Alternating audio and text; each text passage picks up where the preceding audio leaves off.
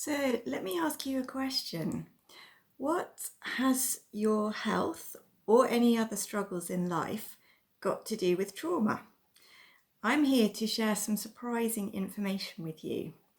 Now, my name is Katie Dean. I am the creator of the Colourland system, and I help people to recover from burnout, to find their optimal energy and flow, and basically experience more peace and calm in life. And in this particular video, I want to share some personal experiences from my own recovery from chronic fatigue syndrome. And I'm going to do that to help you learn a bit more about this potential connection between trauma and chronic illness, not just chronic illness, but also any other challenges that are presenting in life, whether that be relationship issues or issues within your career. So we'll basically be addressing 4 questions. What is trauma and how does it occur? Have you got any? And if you have, what can you do about resolving it? And I'm going to give you a little spoiler alert right now. The answer is not about more positive thinking. So if you've been trying that route to overcome challenges and finding that it's not really working, there's some really good reasons why that might be, which we will be exploring today as well. Now, rather than you just watching me talk to the camera, I'm also going to be sharing some images from the Colourland system. Now, this is by way of actually giving you an extra layer of support and the potential to begin feeling more peace, calm, flow, and joy right now. So it's up to you whether you want to watch and absorb all that beauty as you're listening to my words, or if you're busy, you can also just listen to this video and it will be just as effective for you. So with that being said, it's time to dive in and let's get started. I'm calling this video The Lion, the Witch and the Wardrobe, which some of you will immediately recognise as the title of the second book in the Chronicles of Narnia by C.S. Lewis. Now, the reason I picked this title is because Narnia, when we first enter it in the book, is a land trapped in snow and ice, frozen in a perpetual winter. This immediately connected with me as I was listening to a talk on collective trauma by Thomas Hübl. You may have heard of the fight, flight or freeze response, and that's typically a way of describing the body's reaction to a stressful event. So if you know even a little bit about that, you may be starting to see the connection between the frozen land and this idea of trauma. And if that's all making no sense right now, don't worry, because I'm going to elaborate and explain all of this. So either way, I invite you to just hold on to that thought for a moment, and I'm going to fill in some necessary background first. So let's start with this question of what is the difference between stress and trauma? Now, the English language is a bit of a strange beast. We often use different words to mean the same thing, or sometimes we use the same word to refer to two or even more different things. So it's not unusual to hear people refer to stress and trauma interchangeably. However, in this case, I believe there is a good reason why we have two different words. So stress and trauma are actually different things when it comes to the effect that they have on the human body and the human psyche. A simple definition is that stress is something which happens and causes physical, mental or emotional disturbance, but which you have the skills to handle. So you're able to react to a stressful event and it will pass, allowing you to return to your pre-stress state. In fact, stress can actually be very beneficial, so you might even return to a better state, but I'm going to talk about that separately in another video. Now, trauma is something which happens and causes physical, mental or emotional disturbance, but which you are not able to handle. So instead of passing through the body, this disturbance remains stuck in there, a bit like a scar. And instead of returning to your previous state, you've entered into a new state. However, this new state doesn't have to be permanent.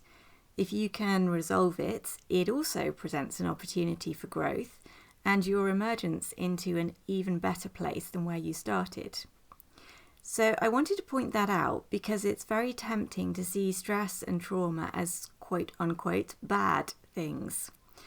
Yes, certainly they are usually unpleasant to experience, but when we're able to process them fully, they actually lead to growth, so they can end up being very good things. Now, it's not possible to create a list of things which are stress and things which are traumas, because one single event can be both or neither of these things. That depends on the person experiencing it.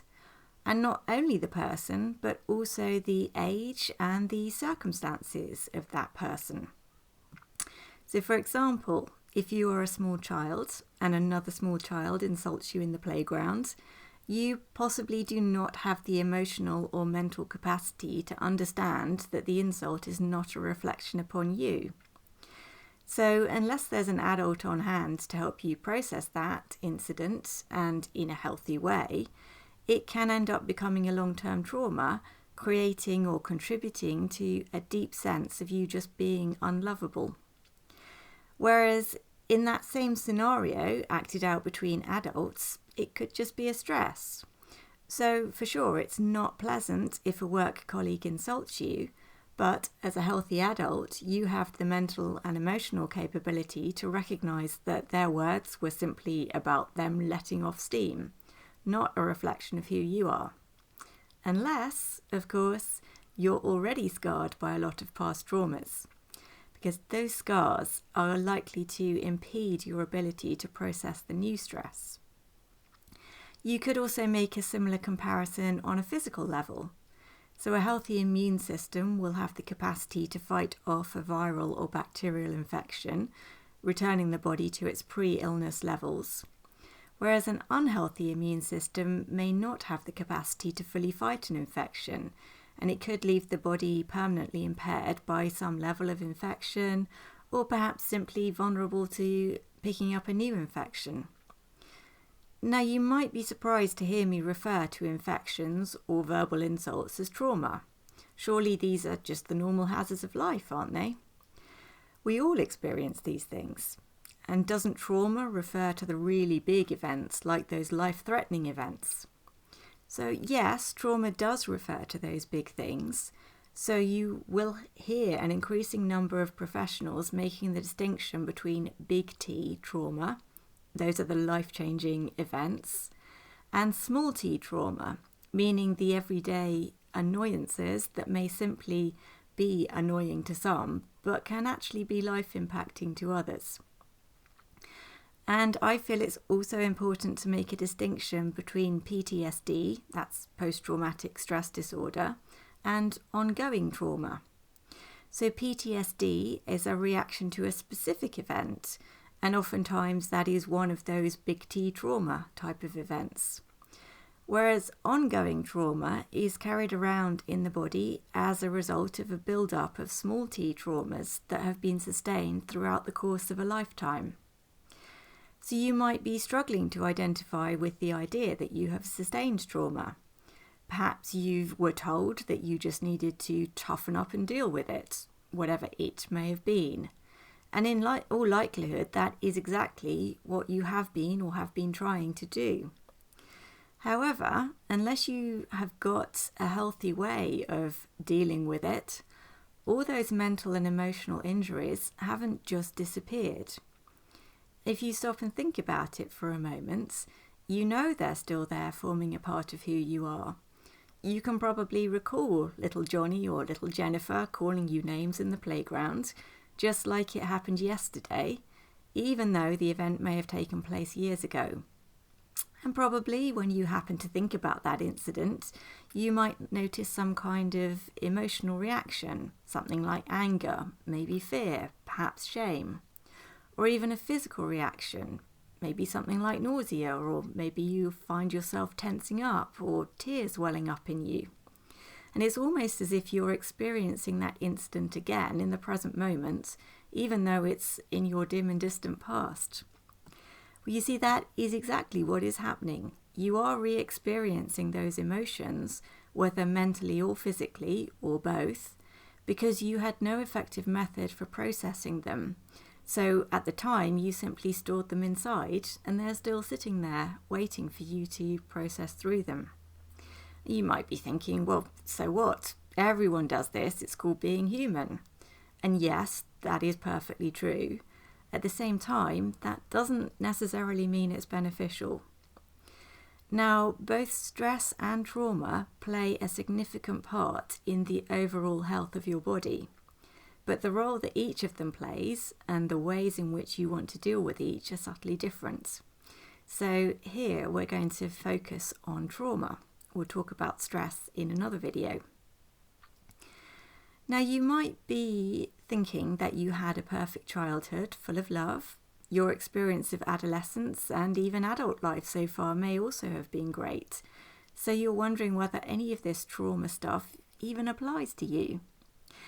And if you're someone who is listening because you're living with a chronic health condition, I would like to offer a different perspective here.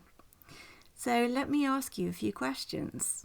How did it feel to be diagnosed with a chronic illness? Did you get a quick diagnosis, or did you have to fight to find out what was wrong with you? Did your friends and family all rally around and support you, full of understanding and sympathy for your experience? Or did you find yourself struggling with inexplicable symptoms that your doctor couldn't diagnose? Did some or all of the people around you tell you to just pull yourself together and stop complaining? When you voiced your concerns, did other people dismiss you, saying things like, "Oh, don't worry, I feel tired all the time and my sleep's rubbish. It's perfectly normal. We just have to get on with it, don't we?" Did you know what you needed to do to make yourself feel better? And are you actually currently feeling scared about some or all of your symptoms because you don't understand them? Are you worried that the doctors might have missed something and you'll get worse? Or are you frustrated because you feel sure the medical profession is just missing some obvious explanation? Does the lack of research into your illness anger you? Are you perhaps feeling ashamed of feeling this way and not knowing how to change it? Do you feel isolated and alone? Do you feel misunderstood? Feel like a social outcast or a misfit? Has this illness put pressure on your close relationships? Maybe you've lost a job. Or are you struggling to give your children or your partner or other dependents the support that you wish to give them? Now, I could go on and on. Those were just some of the experiences and questions that went through my own mind during my own experience of illness with chronic fatigue syndrome.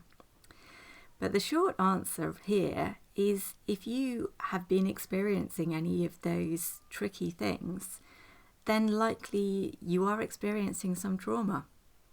Yes, that's right. Everyday life with a chronic illness can be traumatic in and of itself, even if your life leading up to that illness was completely free of trauma.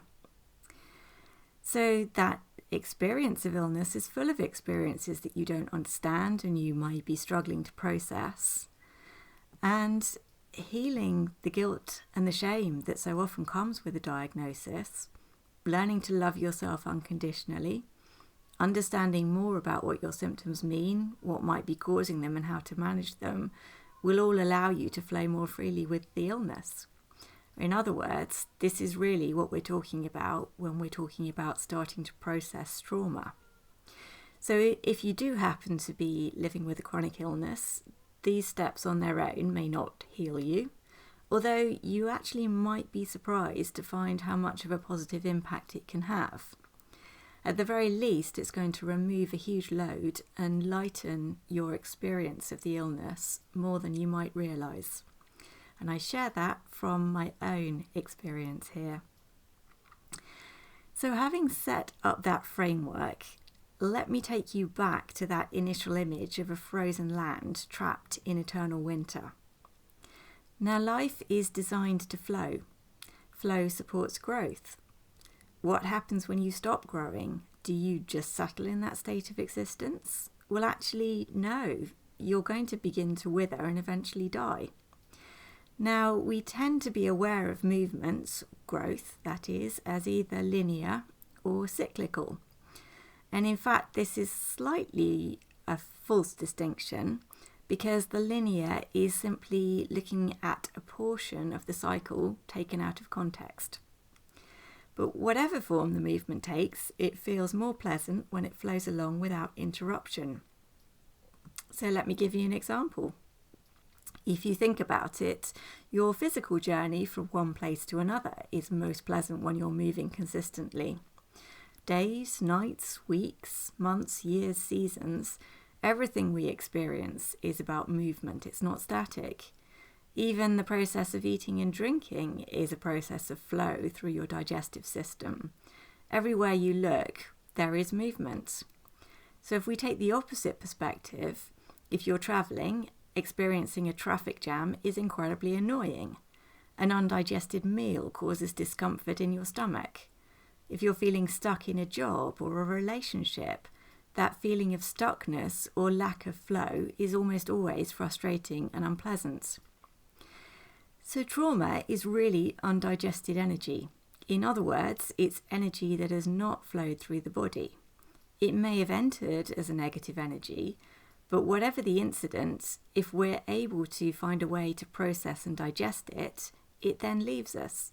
And in fact, it may well end up leaving as positive energy. As I said earlier on, a stressful event or even a traumatic event can be an opportunity to grow. So for example, if you fear public speaking, then being asked to give a presentation at work will seem like a stressful event.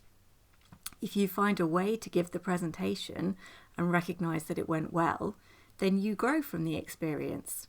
You realise that some of the fear you felt beforehand, maybe even all of it, has gone away, leaving you with an increased confidence to approach your next public speaking opportunity.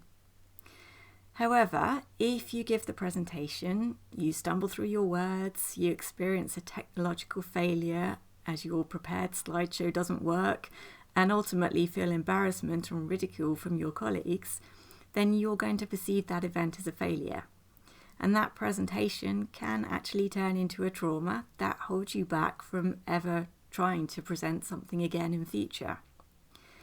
The trouble with undigested trauma is that it not only scars your past and present, it can also dictate how your future events turn out. We'll come back to that in just a moment, but first let me add in one more layer, and that's this analogy of ice, this concept of being frozen.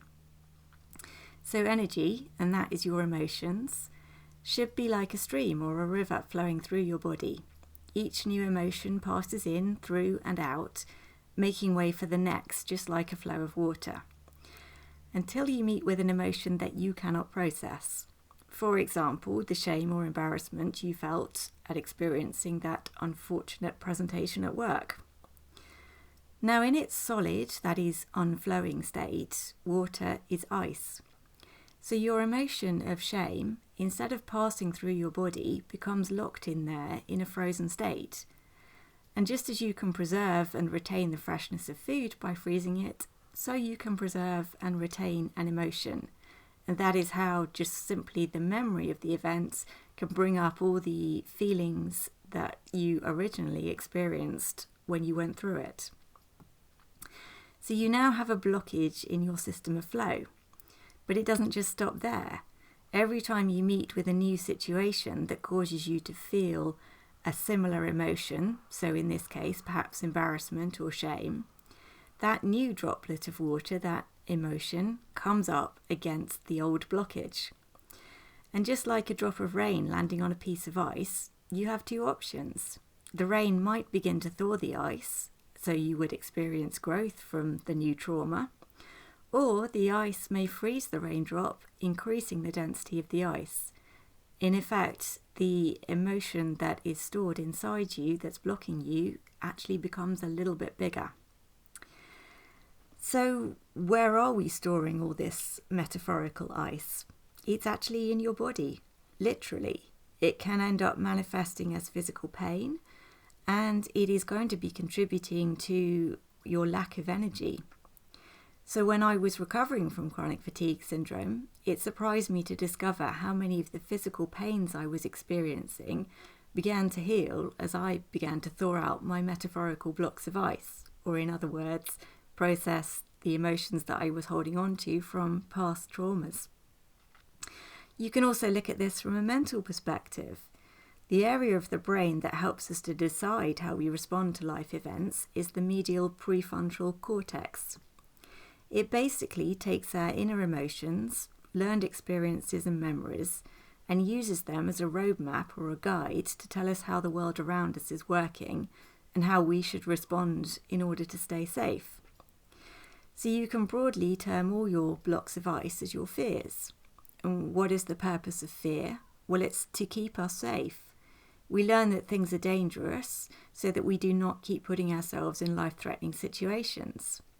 The trouble is, this tends to be more effective on a physical plane than on the mental or emotional plane. So what do I mean by that?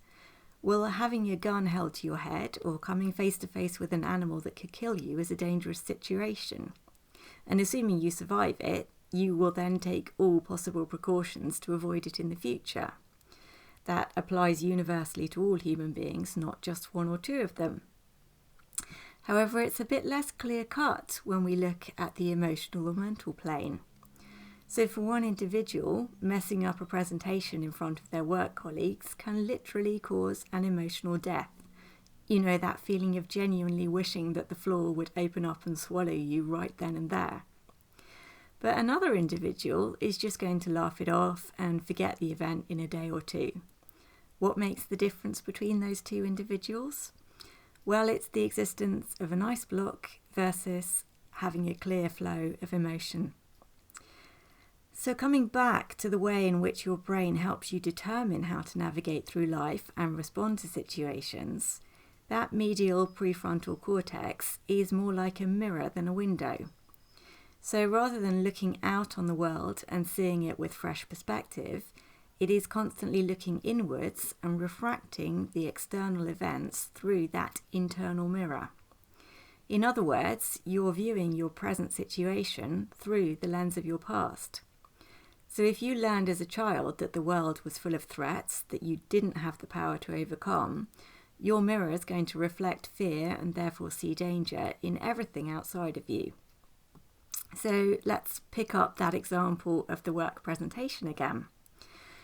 That means the next time you're asked to do a presentation, instead of seeing this invitation as an opportunity to present your knowledge or advance your career or some other positive spin, you're going to see it through the lens of the last presentation. It's basically a terrifying disaster waiting to happen. And guess what?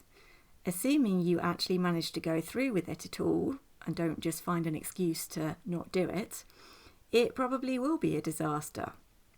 Or even if it's not, you're going to think it has been because you're refracting it through that lens of potential disaster. So you will in all likelihood stand there in that room reading your colleagues' faces as pictures of boredom or disgust, when they might actually be completely absorbed in what you're saying. And then afterwards, when one of your colleagues comes up and says, "Great job," you're going to hear and interpret that comment as them being sarcastic, rather than hearing the genuine praise that they intended. The point is, we've got this sort of skewed perspective that is coming through the lens of our own past experience, rather than allowing us to see present events truly as they are. In other words, it's those blocks of ice that are stored inside you, distorting your view of your present life. So you begin to kind of copy and paste old stories onto new events, instead of experiencing those events through a completely new perspective, as if they are occurring in the present moment. So, looks like this video is turning into a slightly depressing biopsy of your life, isn't it? You've just learned that you're traumatized, and all that trauma is stored up inside you, preventing you from fulfilling your potential, maybe even causing some illness. And the worst part, you didn't even realize it was happening. So what are you supposed to do about it? this is where we move on to the good news. Just as in Narnia, it is possible to thaw that frozen wasteland and allow yourself to bloom once again. So, at the risk of losing some of you here, I will say that there is another element of C.S. Lewis's story that had an interesting point. There are those who've interpreted his story about Aslan being killed by the White Witch and then coming to life again as a metaphor for the resurrection story that we find in Christianity. Now, that makes some people quite uncomfortable, depends on your views on religion and so on. So I'm not making this about a religious idea, but C.S. Lewis, if that was his intention, did actually have a point. The truth is, part of the process of healing trauma is something that I really would have to call spiritual. And I'm not suggesting that that is religious. I'm not saying you have to go and study a religion, join a church, temple, mosque, or any other place of worship or anything like that. Although, if you do find that helpful, that's brilliant. However, this kind of spiritual essence that I'm talking about here is really about cleansing your energetic and your emotional body and returning yourself as close as possible to your original states before life's events inflicted their scars. So you might be thinking that that is impossible. I would say that my experience indicates it's actually not, but we'll continue here and come on to that later. So I would invite you to consider the idea of our inner child. It's a term that you may be familiar with, and it is literally a part of your psyche that is still in its childlike state. It's the element that comes out when you're having fun, you're being silly, messing around with friends, having a great day or a great night out. It's the part that helps you to forget yourself and your inhibitions and just experience joy. However, it is also the same part that is triggered when you experience those feelings of fear or anxiety. It's really like a childhood experience, which at the time you didn't have the skills or help to process, so that experience became fossilized, living on inside you in this frozen state. Now, the good news is you also have an inner adult, and that's the part of you that lives the responsible life, making grown-up, sensible decisions, and navigates through the adult world. Now, that adult can go inside and heal or reparent the inner child parts at any point. So, that being the case, how do you do that, and how would you know what you need to be addressing or reparenting? So let's start with that first part. What needs addressing? Now, it's very easy to identify your particular individual blocks of ice because they're the challenges that you face in life. So, for example, if you're frustrated in your job, you're looking for promotion but seemingly unable to get it. Perhaps you feel like everyone else is being noticed, and however hard you work, nobody seems to appreciate the effort you put in. That certainly presents a challenge. So what do? Work harder? Well, maybe, but what if that still isn't working? Then maybe try looking back. Perhaps you experienced a lot of conflict within your family, or maybe you were bullied at school. And remember, I'm not talking necessarily about full big T trauma like actual child abuse. It can be simple situations that just made you feel threatened at the time they occurred. Now, children are phenomenally intelligent, and as a child in that kind of threatening environment, maybe it was an intelligent decision to learn how to become invisible. After all, if you never draw attention to yourself, then you never put yourself in the sight of the bully or in the way of being hurt. So let's say your parents were going through a rough patch in their marriage and they found themselves constantly arguing. They wouldn't necessarily have been involving you directly in their arguments. So, they're not actually hitting you or shouting at you or anything like that. But this constant environment of tension between the two adults means that each individual adult on their own is going to be feeling tense and stressed all the time. So if you and maybe your siblings or friends start playing a noisy game, maybe one of the parents just shouted at you to quieten down. Perhaps that made you feel threatened, and perhaps you learned that it was safer to play quietly. Maybe bury yourself in a book or hide out in your bedroom as much as possible. So none of that is child abuse. It's all actually normal experiences for a lot of us. And it's also understandable parental behaviour. So I'm not saying here that we go in to blame the parents. It's not their fault. It's a familiar situation. Your parents weren't trying to damage you. They were just being human. And possibly even the source of tension wasn't something within the marriage. Maybe one or both parents was having a tough time at work and feeling stressed, overtired and overwhelmed. Perhaps they just didn't have the energy they wanted to give to you as their child. Doesn't mean they were a bad parent, or doesn't mean that they didn't love you. But your child's view of the life didn't understand that, and may well have absorbed the lesson that you are safe when you're invisible. So that becomes one of the computer programs that your subconscious mind is constantly playing. In other words, it's a habitual way of you operating in the world. And because it's such a habit, something you've always done, you're not even aware that you're doing it.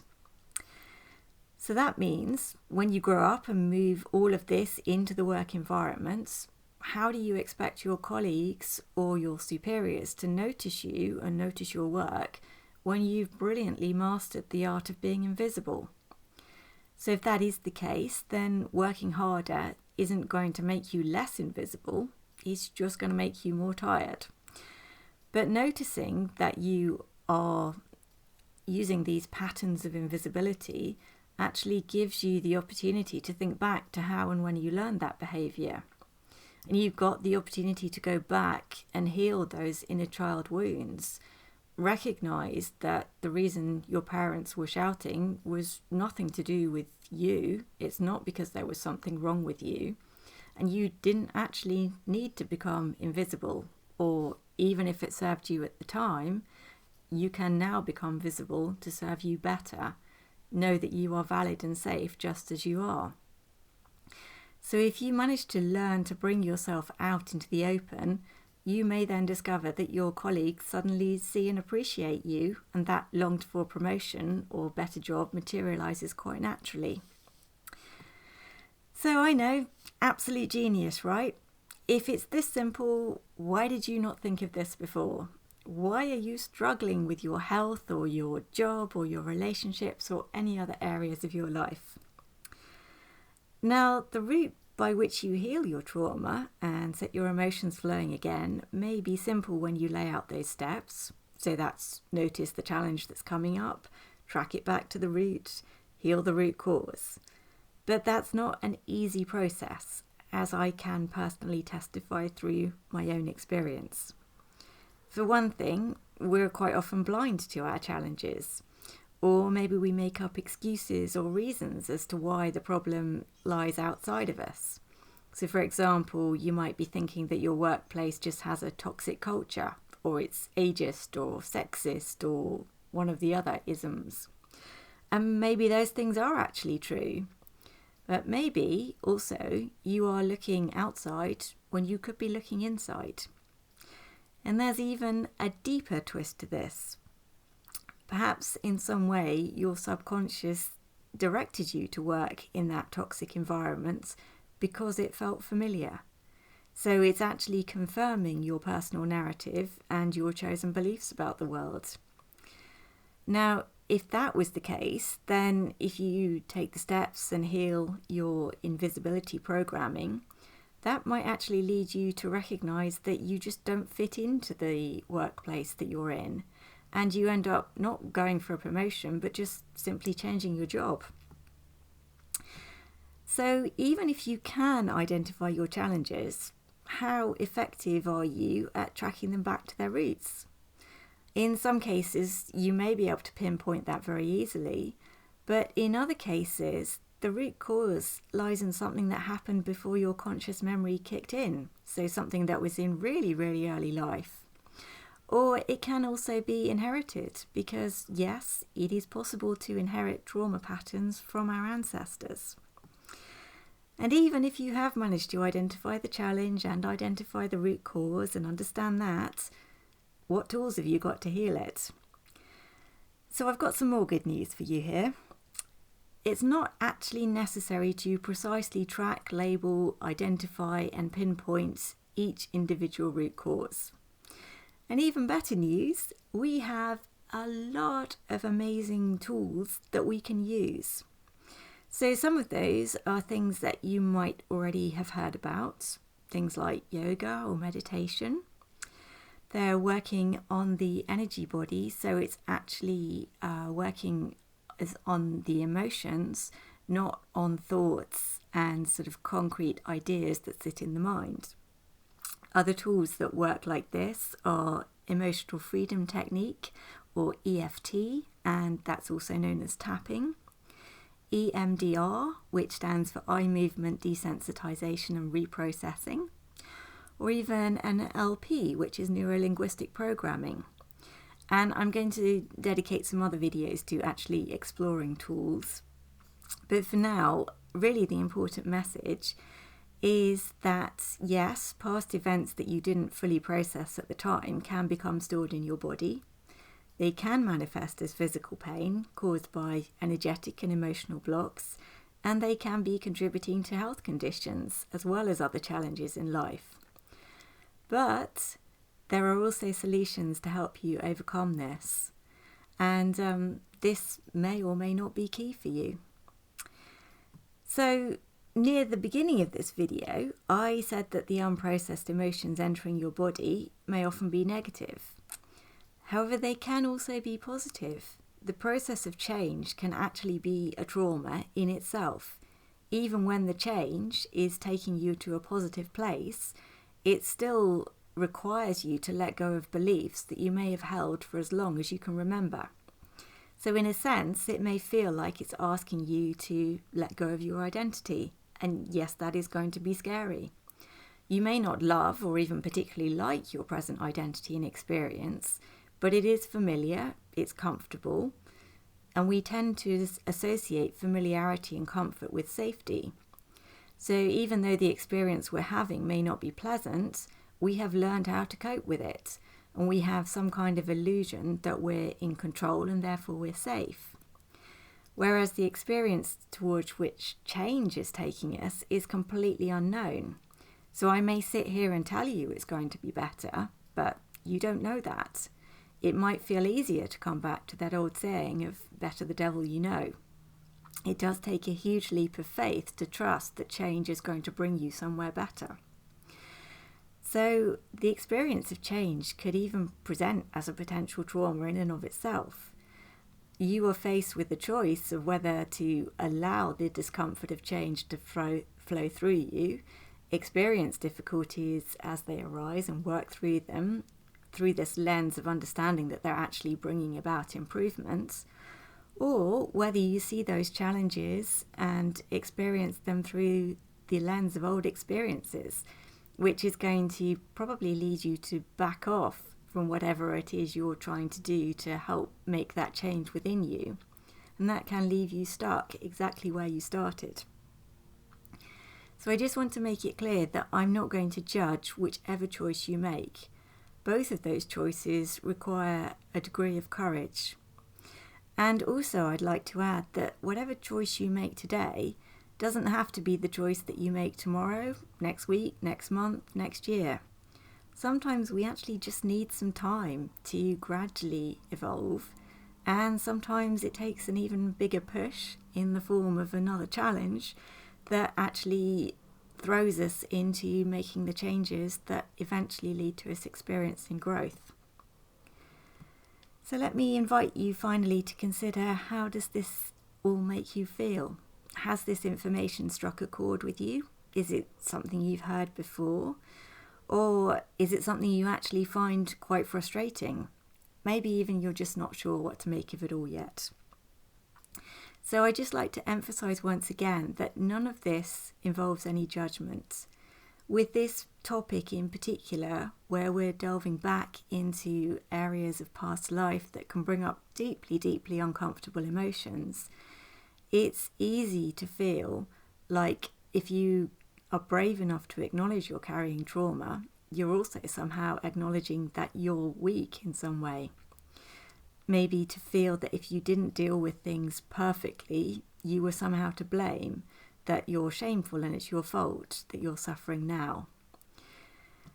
And it may also feel like if you're acknowledging your trauma, you're also going to have to start putting out blame on other people. And perhaps you don't even feel ready to see that the actions of other people may have hurt you. But in fact, nothing could be further from the truth. So none of this was your fault. None of it was the fault of those around you. Both you and they were simply doing your best with whatever skills and knowledge you had at the time. And actually, you came up with some pretty brilliant solutions to whatever problems you were facing back then. It's just that those solutions perhaps aren't useful now that you've grown up and you have evolved and you're in different situations. So is it time to look for a new path? That's not to say you should be ashamed of the path you followed up to now. That path has taught you valuable lessons, and it's lovely to approach it with gratitude. This is simply now an opportunity to move in a new direction if you feel ready and willing. And if you're not ready and willing today, well, that's also fine. Maybe you'll feel differently tomorrow, or maybe this just isn't the path that you personally need. But whatever resonates with you, I hope that this has been interesting, and I invite you to take what resonates, leave what doesn't, and I wish you all possible speed on your personal journey. I know it's going to take you exactly where you are meant to be. Thank you so much for watching. I hope there was some information in there that has been helpful, enlightening, inspiring for you. And if there was, then I'd love for you to hit the like button, share this video, and of course subscribe to my channel so you're going to get more videos like this with support and all sorts to help you. And if that has sparked you to learn more, then I love to invite you to explore the Colourland system. You can do this on one of two ways. You can go straight to the colourlandsystem.com website where you can actually get all that it has to offer, or you can visit findmyenergy.co.uk where you can connect with me and learn a little more about my journey, my personal experiences, and the backgrounds and what the Colourland system is actually doing. So either way, I hope that I will be seeing you soon, either through one of those channels or here in another video. And for today, thank you again for watching, and I wish you a wonderful rest of your day.